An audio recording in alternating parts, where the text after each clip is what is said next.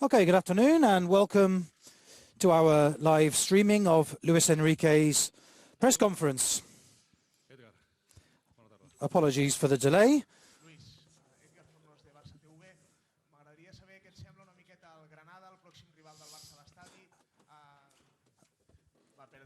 A general question here about Granada, who are tomorrow's opposition. What kind of a team does he expect to be playing tomorrow?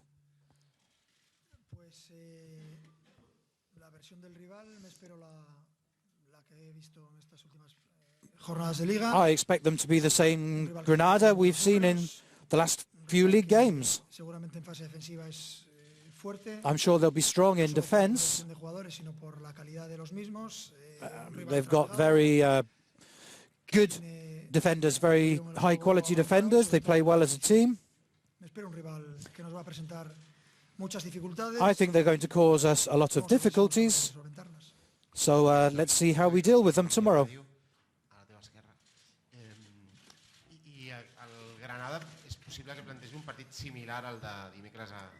Granada are likely to play the same kind of game as Malaga the other day.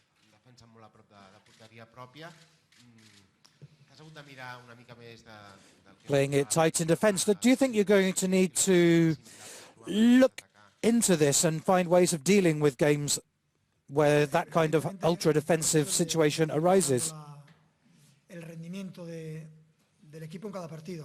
I analyse our performances after every game. And if another team causes difficulties for us and we're not able to get around those, then of course we need to find solutions.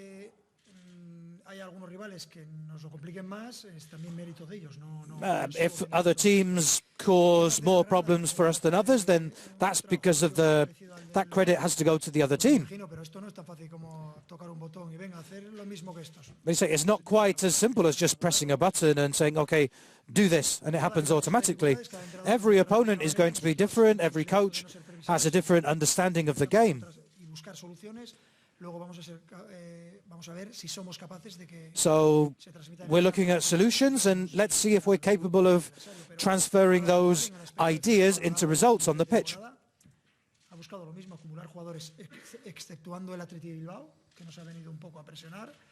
But apart from Bilbao, every team that's played us has come and defended against us. Some of them have done that better than others. Some have caused more problems than others. Roger Saperas de RAC1 l'altre dia després de l'empat deia que estava relativament tranquil perquè estaven en la bona línia. You said you weren't too worried about the draw the other day because things are on good track. What is it that makes you so relaxed and confident? Because I think their attitude is so good in every game.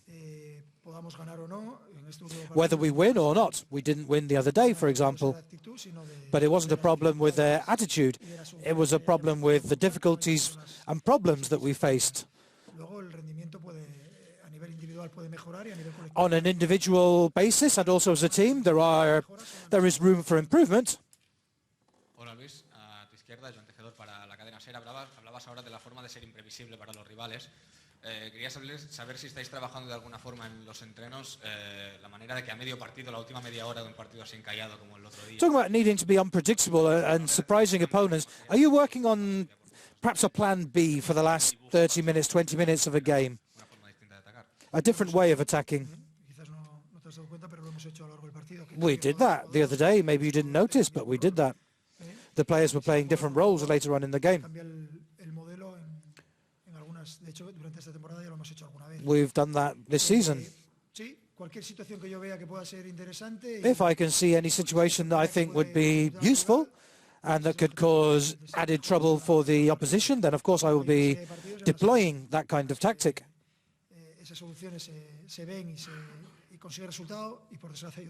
But sometimes those solutions bring about results, sometimes they don't, unfortunately. You'd like to ask about Vermaelen, who's now been declared fit, whether he's ready to play, and also Douglas, who's been criticised after his debut performance the other day. Have you spoken to him? after the game. I spoke to him like I spoke to all other players. We discuss certain things where they can improve as footballers. I do that with all my players always after games. He's just caught somebody yawning. He said, look, I'm sorry, it's such a boring answer. I can't be exciting, but that's my answer. If you want to leave, just go, yeah, because no problem. If you're bored, leave the room.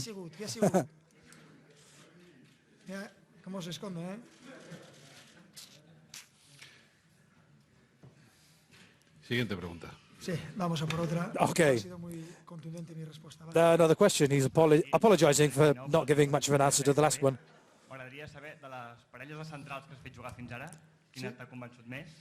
Which two centre-backs have you been most impressed with this season? I've been impressed by all of them. Not just as they play as centre-backs, but the way they relate with the rest of the defence. They all contribute in a certain way depending on their own profile as players. Some contribute some things and others something else. But I think that we've signed some very good centre-backs this season. I think we've got some safe guarantees in that part of the pitch.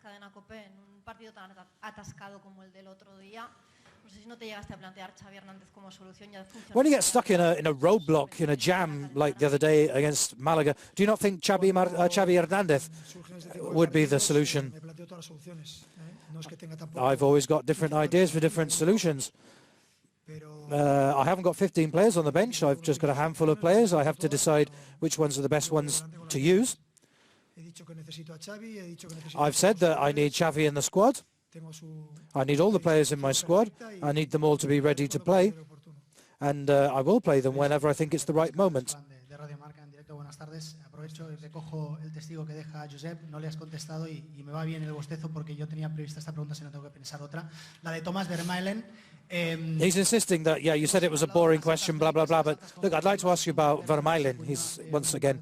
Con David Villa, me gustaría preguntarte cómo has visto a Thomas, cómo lo viste en el partido, bueno, no lo viste, cómo te han dicho que lo vieron en el partido contra el filial. You know, he's asking, he played the other day in the reserve team game against the Indonesian under-19 team. What did you think of his performance?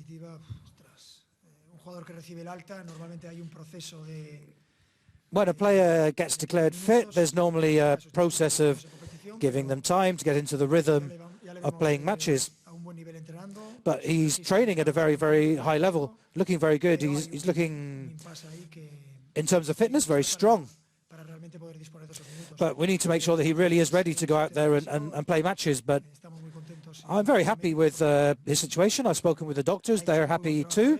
The doctors have done a very good job with him. I'd like to stress the good job they've done, and I think he's a very good player, very interesting player for the team. I think he's going to do a lot of good for us. Yep, I'm very happy that he's in the team.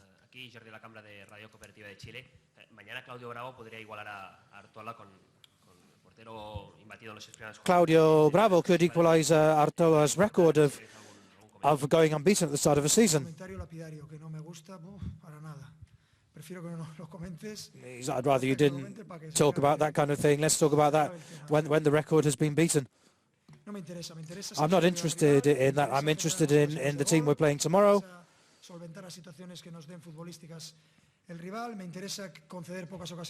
What I want to do is to create problems for the other team, not to allow the other team opportunities.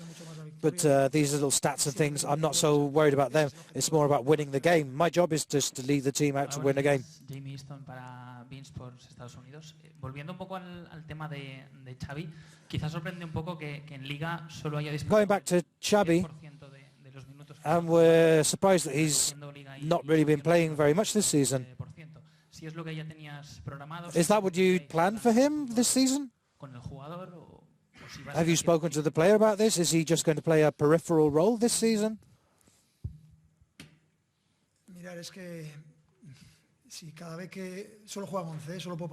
Look, there's only 11 in a team. I can only put 11 players on the pitch. So if every time somebody doesn't play, you're going to be asking me to justify my decision, I'm always going to say the same thing. I need all my players. At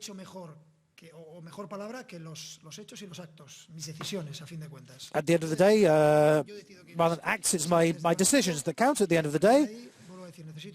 But at the end of the day, I need all of my players. I need the full squad. I understand why you're asking me these questions, but last week you were asking about Bartra, if it was fair on Bartra. Next week you'll be asking about some other player, why I'm not picking them. I've got a group of players, I have to manage that group of players, and only 11 players can play in each game. They're obviously not all going to play as much as everybody, because they won't. But it's up to me to use my approach, use my ideas. It's not because they're not trying hard in training and I don't want them in my team. Because I need 20 whatever players in the squad. But I'm not going to hide the fact that there are certain players I'm going to pick ahead of others. That's just because I do. That's the manager's role. But I'm saying I need Xavi. I have him in my squad. I train with him every day. I'm sure that I could have used him more this season, and he would have played very well, because we know he's an exceptional player. But it's me who makes these decisions, and I do everything with good intention.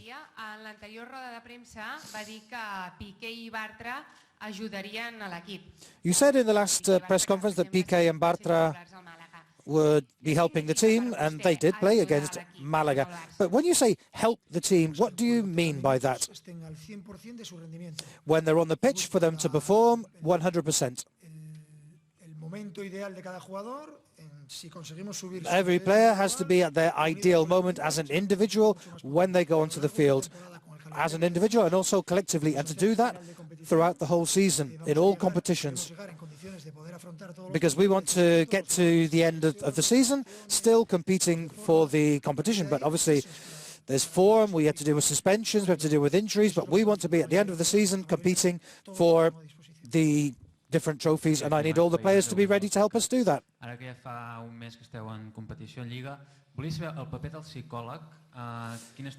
Question, because this season there's a psychologist among the staff, asking what kind of a role he's been playing. That's really a personal thing for each of the players and their relation with him. But I'm very happy with the work the psychologist is doing. And he's also worked with me, and I have to say he's done a fantastic job with me, perfect. And he's there at the service of the whole team, with the players. Which ones and how much, that's up to the players themselves to say. It's their personal thing. It's not for me to speak about in public. Després de 5 jornades, la classificació l'encapçalen equips que encara no han perdut cap partit. Okay, at the moment, there's the league is very tight with several teams that haven't lost a game yet. Are you surprised by this?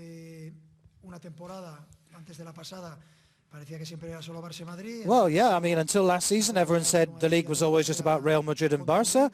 Last year, Atletico Madrid joined the chase and ended up winning it by playing good football. And this year, it seems to be even more competitive than that. I like that. I think it's nice that there are more teams challenging. It's a more open championship, more entertaining for everybody. Hola Luis, aquí. Buenos días, David Ibáñez de Telecinco. En Málaga volvimos a ver a Leo otra vez con esas arcadas que le habíamos visto en las últimas temporadas. Are we going to be seeing? ¿Cómo ves tú a Leo? ¿Cómo se encuentra? Si eso lo has hablado con los médicos. Sorry, no, you're saying against Malaga, people were asking the questions about Leo Messi as they did so much last season. Eso creo que el año pasado escuché ya unas declaraciones de los médicos que no tenía ninguna importancia, que estaba todo. Yeah, last year I think that people were exaggerating things that the doctors had said and things. I don't really think that there was anything of any major import. I'm really not worried about him in a medical sense whatsoever or regarding fitness whatsoever. If there's anything more you want to know, probably perhaps ask the player, but I don't think there's anything to worry about in that respect. 4. Solo me ha quedado bastante clara la explicación que has dado sobre Xavi, pero solo una cosita. No se trata de un jugador cualquiera, eso es evidente, y de momento, aunque es pronto, son 5 jornadas, es el quinto jugador en minutos menos utilizado de la plantilla. He's saying, yeah, what you say about Xavi, at the end, he is a very, very important player in this team. He's not any old player, and apparently he's now the 5th least used player in the team. And I think that does warrant more of an explanation. Luis Enrique disagrees. He thinks that he gave a perfectly valid answer to that question.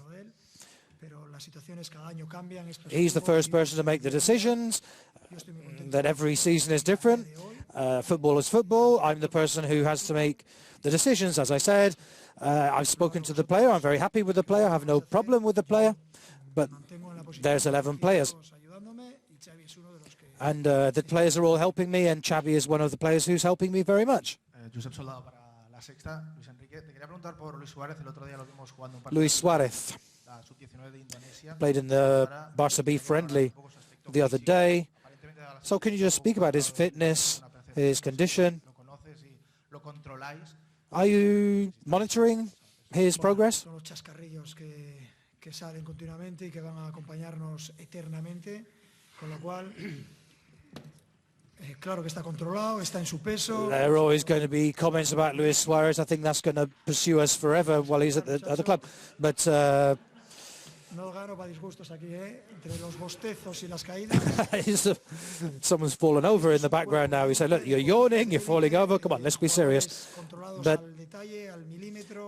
all the players we control and monitor. That's what happens in professional football. I don't think he's not a wimp. Luis Suarez, he's a strong, tough, solid player. Pues podríamos valorarlo, pero vamos, no es el caso.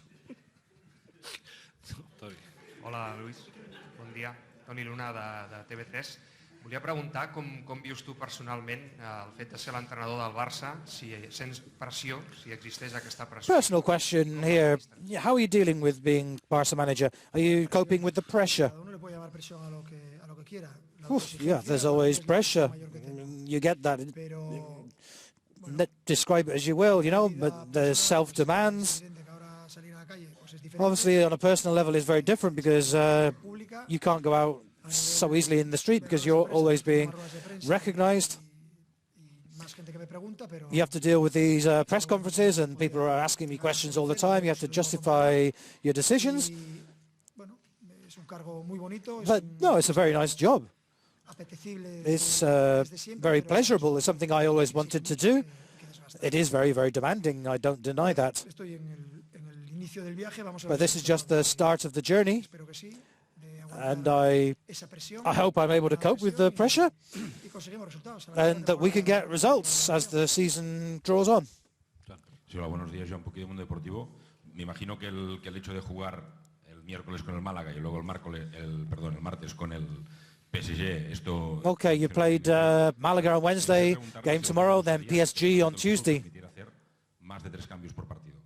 Do you think that it would be an idea in football for there to be more than 3 substitutions per game? Luis Enrique likes that question. Interesting. Yeah, you could use that for a lot of positive things. You'd be able to change a game a lot more decisively. But then, you know, you get people making changes every 10 minutes that would break the rhythm of a game. But football does need to evolve. And, you know, that's something that I think could be analysed and looked into by the powers.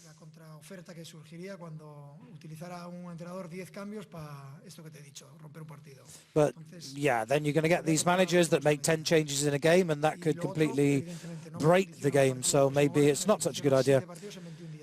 Look, I've got 7 games now in 21 days. That is a lot of games.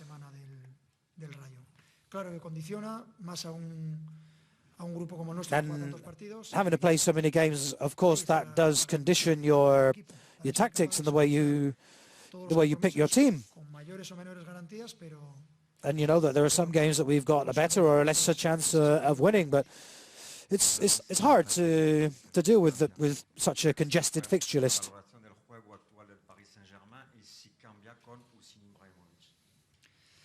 That was a French journalist asking about Paris Saint-Germain.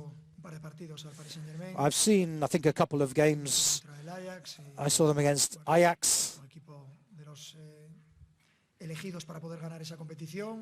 PSG is one of the teams that people are saying could win the Champions League. Very good in attack, which is compensated with a strong defence. And they play the ball well between the two zones. Whether or not Ibrahimovic plays tends to have an impact on how they play. If he's injured, he's a very important loss to that team. But I know it's a game where both teams will be able to go at each other. I don't think we'll be dominating possession of the ball. I think we'll be fighting for possession of the ball. I don't think PSG are a team that's going to sit back and defend and just play on the counter-attack. I think they're a team that's going to come at us thinking that they can get a result.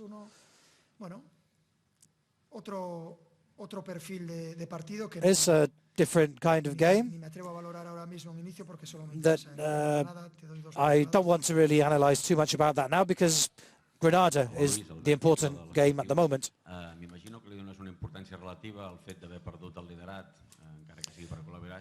You've lost the lead, albeit on goal difference. Are you worried? No. Right now, no. I think it's just an anecdote at this stage of the season who's top or who's not.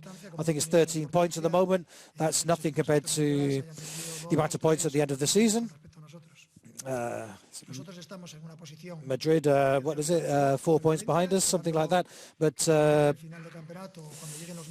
it's when we get to the end of the season that really you need to start making calculations of who's in what position.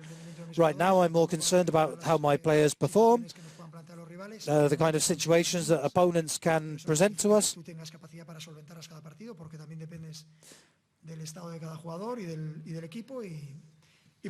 And basically analysing the form of both the team and the players and trying to get on through the season. Was Malaga an exception to the norm, do you think? But I mean, how can you explain that Barça didn't shoot on goal once in the whole game? Well, we had 10 shots on goal. None of those hit the target. I was critical of my players afterwards because we need to hit the target. We had chances, we had the ball coming down the wing, there were possibilities, centres coming through. But I think, 10 shots on goal, there were chances, but obviously we need to improve on that. I can't deny that. But, you know, let's not panic. Let's not panic.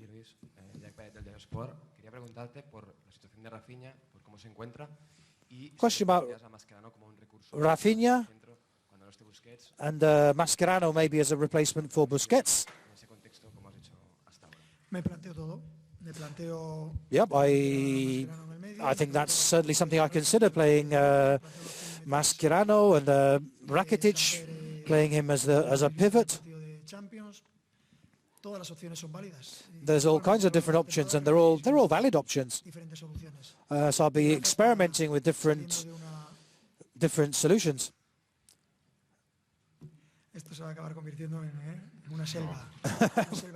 He says this is turning into a jungle, a media jungle. I'm not too sure why. Something must have happened in the audience. Rafinha, yes. He's been having a few niggles for 10 days, 2 weeks. So yeah, just wait for him to be fit again.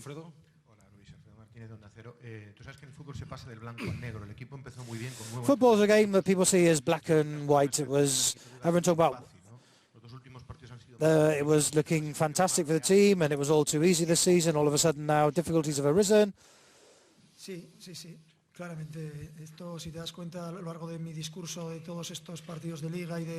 Yeah, if you think about what I've been saying in every press conference that you've been speaking to me, it's the same thing. It's just an evolutionary process. We've got to keep improving all the time. The other day we weren't able to resolve the situation perhaps as decisively as you had hoped for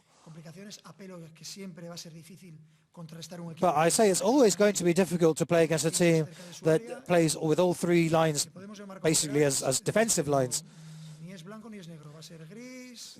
But no, football's not black and white. It's going to be grey, different shades of grey, sometimes shining white, sometimes pitch black. So let's not over-dramatize things when things go too well or too badly.